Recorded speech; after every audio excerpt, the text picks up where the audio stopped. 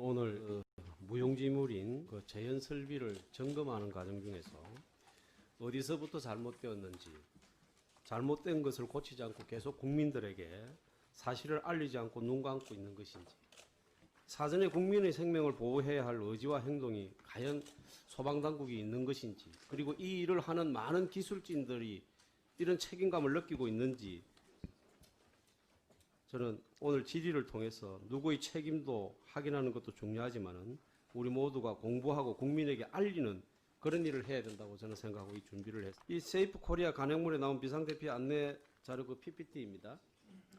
많은 사람들이 왜 비상구로 피난하라고 하는지 잘 모르고 있다고요. 저도 아파트를 살고 있지만은 보면 비상구로 전부 대피하라고 그러는데 그 대피하면 다 죽습니다. 지금이라면.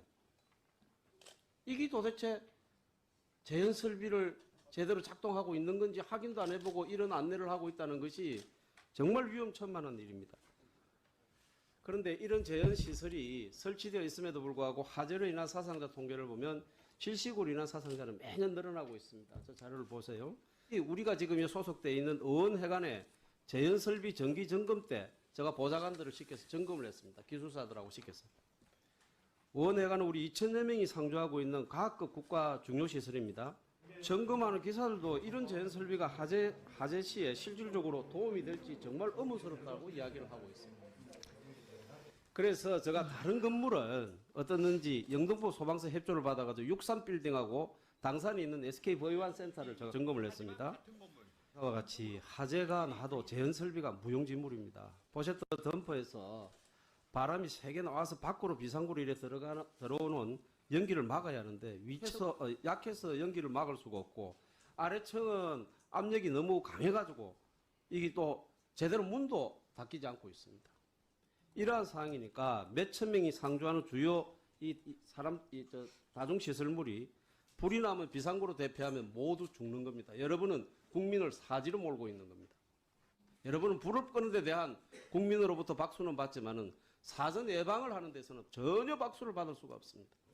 그럼 이거를 어떻게 시설이라고 계속 놔놓고 국민들인데 이쪽으로 비상계단으로 대피하십시오라고 전부 다 붙여놓고 그렇게 안내를 해요?